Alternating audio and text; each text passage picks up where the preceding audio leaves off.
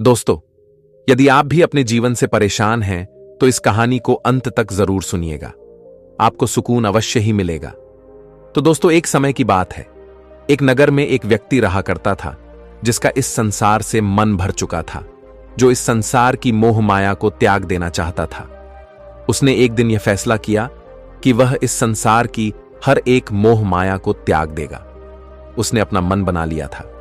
उस व्यक्ति ने सन्यासियों का जीवन देखा था और उसने अब यह तय कर लिया था कि वह अब एक सन्यासी बनेगा। वह तुरंत अपने घर से निकलकर पास में रह रहे एक बौद्ध भिक्षुक के पास जाता है और उनसे कहता है कि मुझे एक सन्यासी जीवन जीना है। मैं इस संसार की मोह माया को त्याग देना चाहता हूं। इस पर वह बौद्ध भिक्षु उस सन्यासी से कहते हैं कि क्या तुम सच में सन्यासी का जीवन जीना चाहते हो? इस पर वह व्यक्ति उस बौद्ध भिक्षु के सवालों का जवाब देता है और कहता है, जी बिल्कुल। वह व्यक्ति कहता है, मैंने तय कर लिया है कि अब मुझे इस संसार की मोह माया को त्यागना है। उस वृद्ध की बात सुनकर बौद्ध भिक्षु कहते हैं, तो ठीक है, लेकिन तुम्हें मेरी एक बात माननी होगी। इस पर वह व्यक्ति कहता है कि मैं आपकी सारी बात मानने को तैयार हूं। इस पर वह बौद्ध भिक्षु उस व्यक्ति से कहते हैं कि आज के बाद तुम मुझसे कभी नहीं मिलोगे। जब मुझे जरूरत होगी तब तुम्हें खुद ही बुला लूंगा। हमारे आश्रम में 1000 सन्यासी रहते हैं। तुम्हें उन्हीं की तरह रहना है और उन्हीं की तरह खाना है, उन्हीं की तरह वस्त्र पहनना होगा और ठीक वैसा ही जीवन जीना होगा जैसे कि वे सब जी रहे हैं। इस पर वह व्यक्ति कहता है कि ठीक है गुरुवर, मैं तैयार हूं। इतना कहकर वह व्यक्ति उस बौद्ध भिक्षु को प्रणाम करता है और वहां से आश्रम की ओर चला जाता है। आश्रम में जाने के बाद उसे एक कमरा मिलता है।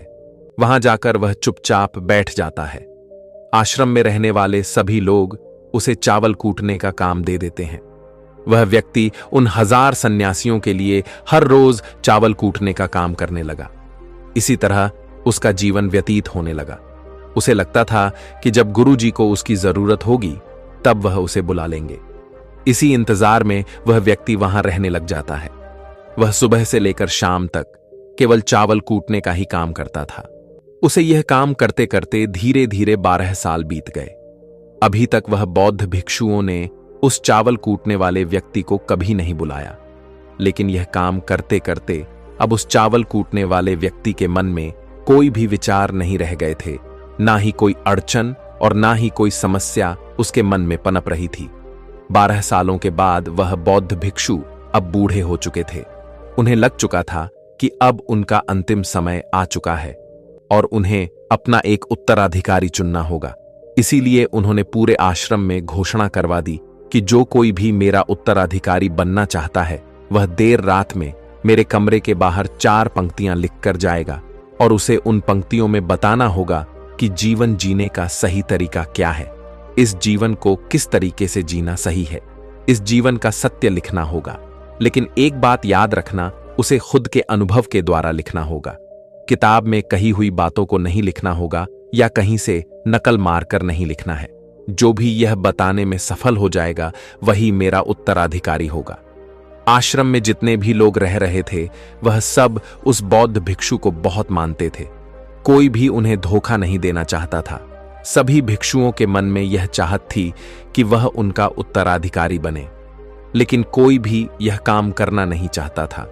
उन 1000 बौद्ध भिक्षुओं में से एक विद्वान भिक्षुक ने बहुत ही हिम्मत जुटाकर अंधेरी रात में दीवार के बाहर लिख दिया कि मन एक दर्पण की तरह है, उसमें धूल जम जाती है।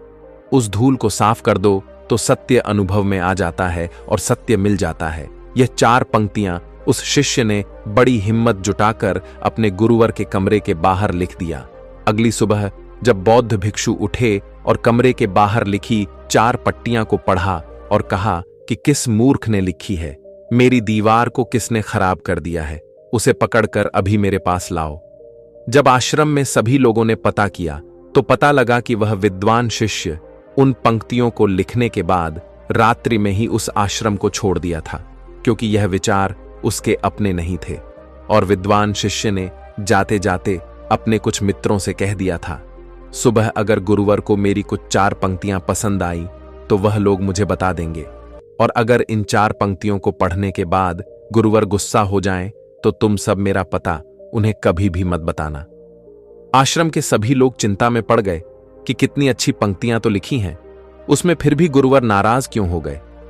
इतनी अच्छी बात तो लिखी थी उसने कि मन एक दर्पण की तरह है, अगर उसे साफ कर दिया जाए तो उसका प्रतिबिंब अस्पष्ट दिखने लगता है।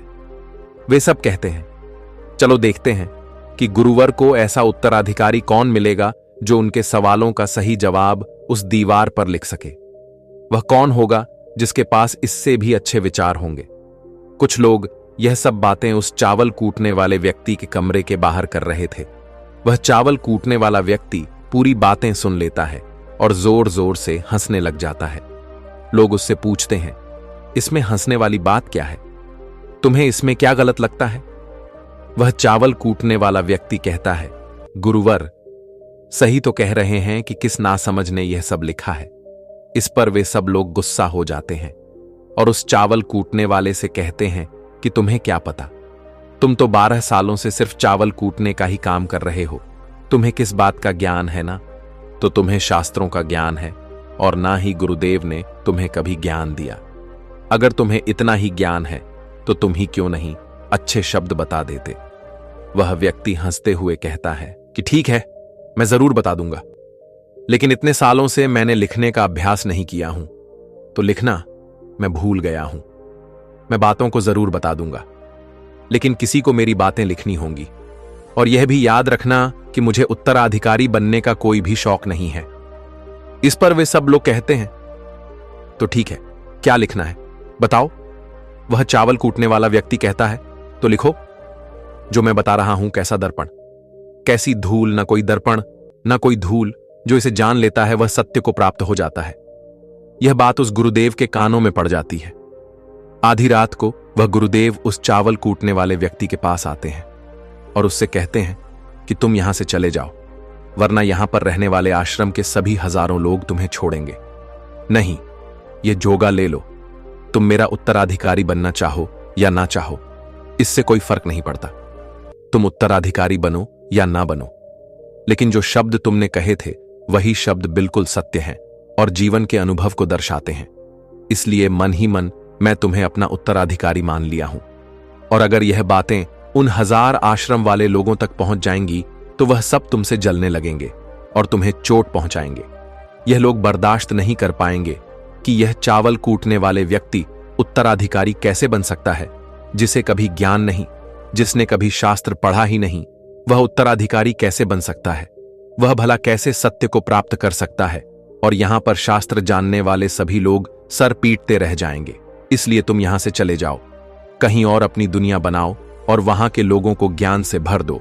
इस पर महात्मा बुद्ध ने भी अपने एक शिष्य से कहा था, जब तुम्हारे मन की सारे विचार शांत हो जाएं, तुम्हारे भीतर विचार आना बंद हो जाए, उस दिन से तुम्हें सत्य का अनुभव हो जाएगा।